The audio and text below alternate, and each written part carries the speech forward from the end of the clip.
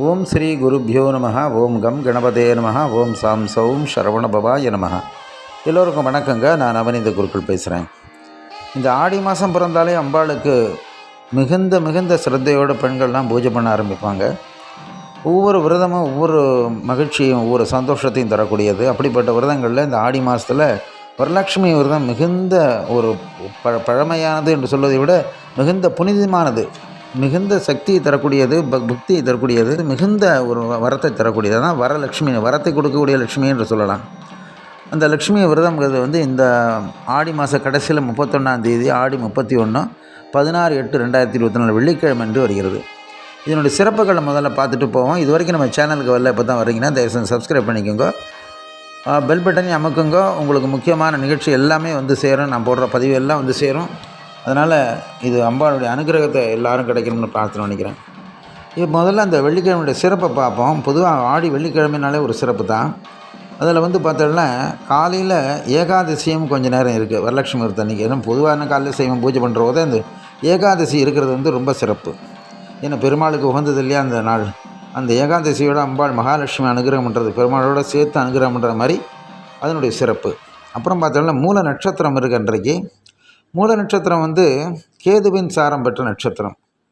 கேது உங்களுக்கு தெரியும், நாகம். அந்த நாகம் மேலே தானே பெருமாள் சயனிச்சுன்னு இருக்கார்.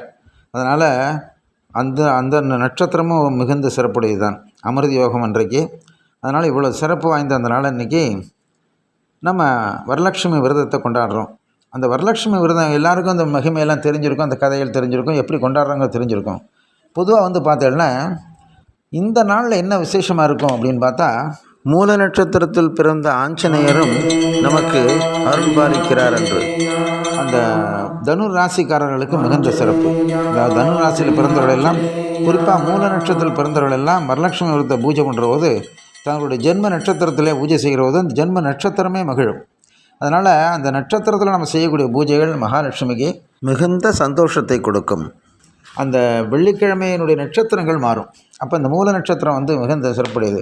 இப்போ மூல நட்சத்திரத்தினால சில பேர் திருமணம் ஆகாமல் இருக்காங்க இல்லையா, அவங்களாம் இந்த வெள்ளிக்கிழமையில் மிகுந்த சிரத்தையோட பூஜையை எடுத்துக்கொண்டால், பூஜை செய்தால் வரலட்சுமியை, அடுத்த வரலட்சுமி வருவதுக்குள்ளே அவர்கள் நிச்சயமாக திருமணம் நடந்தேறும்.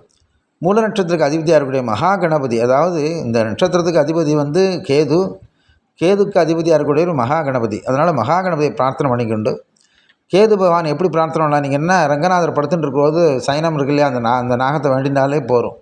அந்த நாகத்தினுடைய அனுகிரகம் பெற்றாலே இந்த நாகதோஷங்கள் எல்லாம் நீங்கி உங்களுக்கு அந்த மூல நட்சத்திரத்தில் பிறந்தவர்கள் எல்லோருக்குமே ஒரு நல்ல காலம் பிறக்கும். அப்படி சிறப்பான இந்த வரலட்சுமி விரதத்தை நீங்கள் எல்லாம் சிறப்பாக செய்து, எல்லாம் மற்ற ப்ரொசீஜர்ஸ் எல்லாம் உங்களுக்கு தெரிஞ்சது தான்.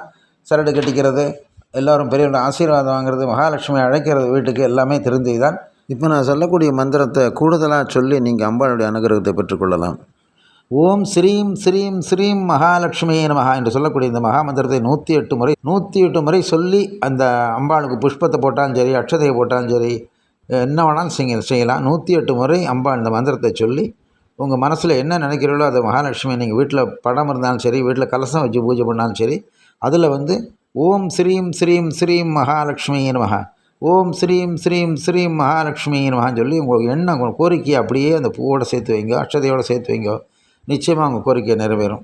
அப்புறம் ஆதிலக்ஷ்மி அருள் சந்தானலக்ஷ்மி, வீரலக்ஷ்மி எங்கள் விஜயலக்ஷ்மி, தனலக்ஷ்மி அருளும் தானியலக்ஷ்மி, கஜலக்ஷ்மி அருள்வாயே மகாலட்சுமி, சகல செல்வங்களும் தந்தருள் தேவியே சௌபாகியலக்ஷ்மி அம்மா, அம்மா சௌபாகியலக்ஷ்மி அம்மா.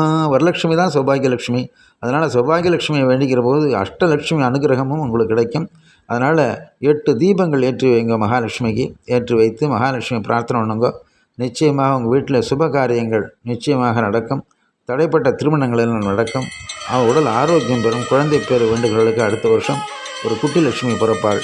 எல்லாம் வல்ல மகாலட்சுமி பிரார்த்தனை பண்ணிப்போம்.